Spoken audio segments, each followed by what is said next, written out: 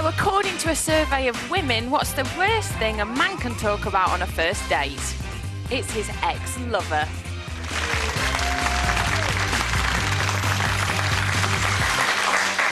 I reckon 2/3 of women said hearing a guy talk about his ex was the biggest no-no on a first date, and then it drops massively down to 15% didn't want to hear about weddings, and only 4% couldn't stand talk of kids. Do you want to go after a baby? Yeah. You're watching The Right Stuff with David Ian, Carol Malone and comic Scott Capurro, who's next on stage at London's Leicester Square Theatre next Friday and Saturday night. Still to come, we're going to discuss violent toddlers. Are Britain's under-5s actually becoming more violent? The latest stats show a massive increase in the number of kids excluded from nurseries.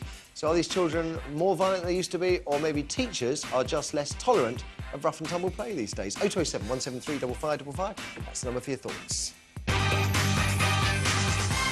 And Amy's just telling me, please stop phoning in about banks. We've done banks for now. OK. Instead, we're going to discuss when couples should have that first talk together and discuss their long-term plans, everything from kids to marriage. Do it too early, and you risk scaring away the man or woman of your dreams. Leave it too late, and you might find you're not as close to your other half as you previously thought. And what then? Run away? Sacrifice your dreams to keep your other half happy? Earlier in the week, we heard how 1 in 4 newlyweds has never discussed whether they want kids, which is strange, because it's quite a big issue, is it not? So clearly a lot of couples avoid having the big talk. Indeed, one survey found almost 1 in 3 of us don't believe in having the talk at all, Scott. Huh?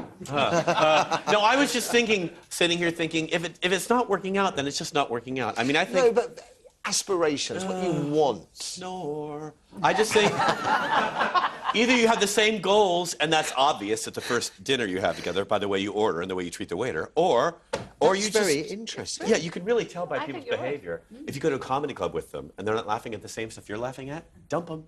Because it's never going to work. I mean, I think that talk... look, I don't scorn heterosexuals. I pity them. Because men and women have nothing in common. They don't. Because women want to blah, blah, blah. And men want to blah, and then they do. Women have so much to say. And men have the time to listen to it because all they're thinking about how am I going to get her into bed, you know? I mean, I think... Do you know, when you said about how they order in restaurants, I just thought, actually, that's incredibly profound. And how they treat waiters. Yes. Oh, yeah. That's really indicative of who you are. You don't actually, trying to get a man to talk anywhere about anything important. I mean, most men can't decide what they want to have for their dinner, never mind what they want to do for the rest of their lives. What we want for dinner. But I don't think you have Breakfast to have... and lunch. The talk's not that important, because I think, as Scott says, you learn every single day. You see what someone does, you see how they behave, you see how they react to situations. You walk into a room full of kids, you can see what he does. If he goes, you know that's not going to be for you if you want to have kids. How about I can remember when I was dating this girl at university, we had a really big argument when we were discussing our plans for our life together, which sadly never happened, about things like, I would say, my kids would have to go to state school, so my kids would have to go to private school, and it was like a real big argument. So that's kind of a fundamental to get out of the way, isn't it, to have a chat? Well, it sort of is. How soon in the relationship, though, did that chat happen? 6 months? 3 months, 6 months? You see, I have a theory with Matthew. We were just talking about this before. You see, I think, because this seems to me like the third time we've talked about this week. I think you're having the talk on television. I think that's what you're doing. You're putting out your thoughts on television to your beloved, so that she gets it. So you so uncomfortable. So he can say... Scott, say something risque. I told you. It's deemed to have been had. Right, David, save me. Save my I'm blushes. sort of with Scott on this. I think that I can't remember, as I said earlier in the week, having the talk. It was one of the many things I learned about my partner as the relationship progressed. Just as I learned how they felt about private medicine, private education, private everything. We didn't think I've got to have this talk. There was nobody sort of quietly leaving me copies of Nappy Changing Monthly to prompt the conversation. Yeah, but you did have very set ideas about what you wanted from a relationship, didn't you? And from a marriage, you kind of knew what you wanted. Yeah, I knew what I wanted in life ultimately. Yes. And as I progressed with that partner, I realised that was somebody who wanted the same thing, but got to have the talk. I mean, I certainly don't think it's something that you'd want to do within 5 minutes of meeting somebody because it'd absolutely scare them off. But if you never, ever want to discuss it, I think that's an indication as well. I think that's quite you must have rules on your... I have 3 rules on my first date with someone. If they tell me how skinny I am, talk about how butch and hot they are, or they cruise other people while we're out together, it's over. Unless they're really hot, then forget it. Scott, what about if they talked about having children? As in your case, adopting children, having children, which I know. I think... sorry, I just choked. You know, I've got many gay friends who have got kids. I know, I feel bad for them, too. I think... no, if they mention that they want kids, I would just drop them off at the nearest bus stop and tell them to go home, take a bus, get out of my... Yeah, because for me, children are just too much... Oh, don't you just love this guy? No, really. No, kids, they scream and they smell. It's that end of the table, isn't it? I mean, it's about... That's why you're there. You don't want children, No, right? I don't. No, they're horrible. They're diseased. Women get scared off by men who want to have that talk too early on as well. You know, if a guy starts saying to you in the first couple of months, you know, do you want to have kids? I would run 10 miles for that. Because we get scared by that too. OK, let's throw it open to you. I think Scott actually is completely sort of confused me on this, because I think actually... You can work out an awful lot just on that first date that maybe you don't need to talk about. There must be some things like education, maybe politics, maybe religion, big issues that need discussing. When would you have that talk? Amy? OK, we've got a great call here. It's Natasha on line 1. Morning, Natasha. Morning. So when did you have the talk? Right, well, we didn't exactly have the talk as we should have done. Basically, we met, and within a month of meeting, he talked about having children, said he would like children. I said I didn't. Right. It was how did you feel, Natasha, 1 month in, having this man discuss things like that? It was just sort of, he did it very, very lightly, and he just said how he'd like to be a dad at some point. Okay.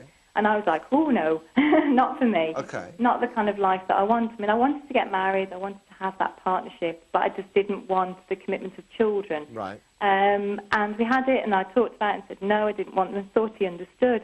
Didn't think about it too much again, didn't bring it up.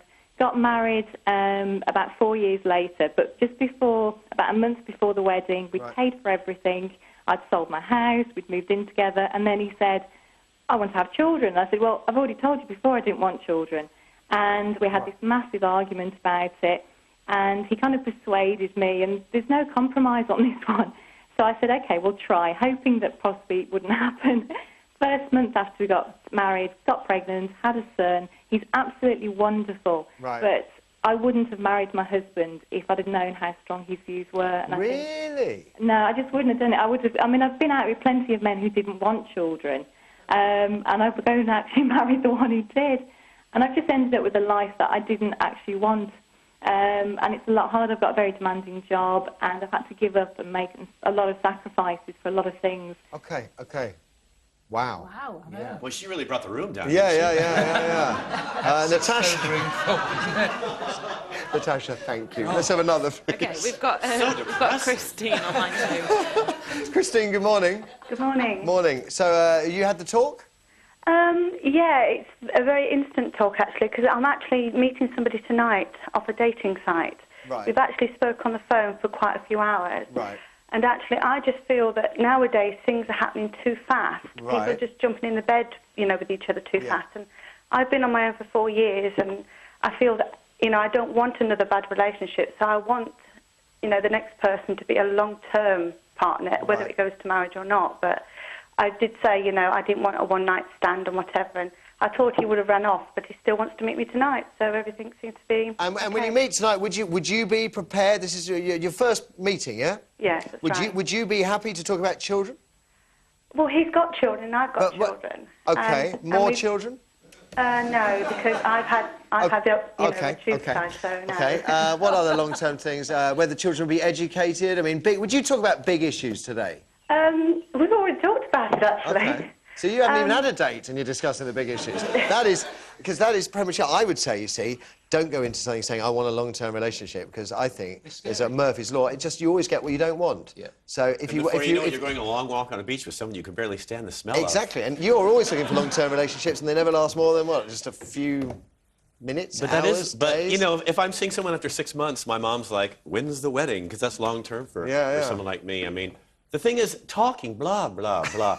Again, people can say so much stuff, but some of it's manufactured. I mean, you meet guys that online, they tell you swimmer's build, then they come to your house, it's like, if avocados could swim, right? Seriously. Can you even float? That's the thing. No, what I mean is that people... We've got to go to a break. We'll carry on with this. You make a cup of tea at home. We'll carry on with this one at home. And when we return, we'll talk about violent toddlers. Thanks for that last call, by the way, Christine. We're asking if Britain's under fives are becoming more violent. It's a big issue for Scott and myself. The latest stats suggest kiddies are getting more aggressive. Their crimes range from chair throwing, fighting, to attacks on staff. What is going on? 0207 173 5555 is the number for your thoughts. Are tots more violent than they used to be? Or are teachers too quick to expel pupils, what we used to call rough and tumble? Your thoughts after a short break. Back in a moment. How many 2-year-olds were expelled from nurseries last year? None? 10? Or 50? Find out the answer after the break.